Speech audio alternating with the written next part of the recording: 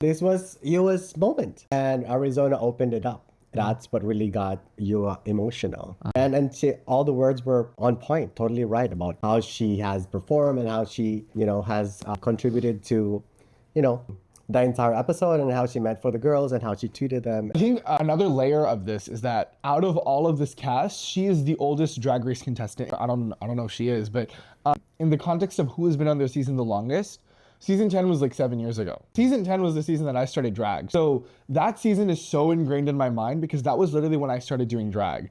So when I can still remember when I remember seeing Yuhua walk in. At that point, someone who was embracing their Asian heritage so fiercely, like it was like I'm getting goosebumps thinking about it now. There was no, again, there was no South Asian representation on Drag Race yet. She was all like seeing any Asian representation, I was excited because I'm like, that's close enough. That's close enough.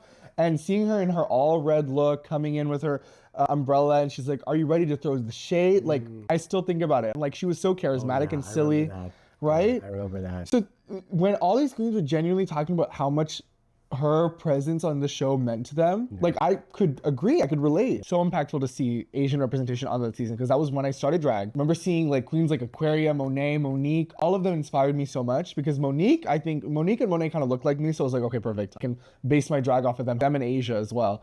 Aquaria was so close to me in age where I was just like, oh my gosh, if she can do it, I can do it. And then Yuhua being the Asian representation of the season, I was already like on board. Like at that point, every Asian queen, I was just like, yes, Kimchi, Kimura Black, Yuha, all of them during that era were like all the Asian representations. When Kiana was talking about it and saying, you meant a lot seeing you all those years ago. I mean, I think Kiana and I are close in age too, so she was probably in a similar time frame of her life. She represents a lot. And she consistently, on her YouTube channel, would have queens from other countries on them. Like she would do the reviews, she would do the fashion reviews on her show.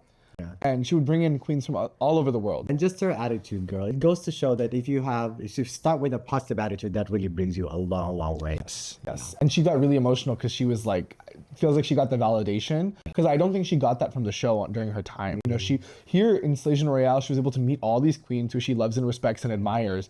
She was able to get the validation from the judges, win a challenge, win Snatch Game out of all the things. I think it also creates this unique atmosphere when you're with people who look like you. When I first stepped in the GAPA runway pageant and seeing how large our community was and people who looked like me who were queer and trans, that was really, really validating. And I think to be surrounded by other Asian AAPI drag queens and to be validated like that must feel really, really special. Absolutely.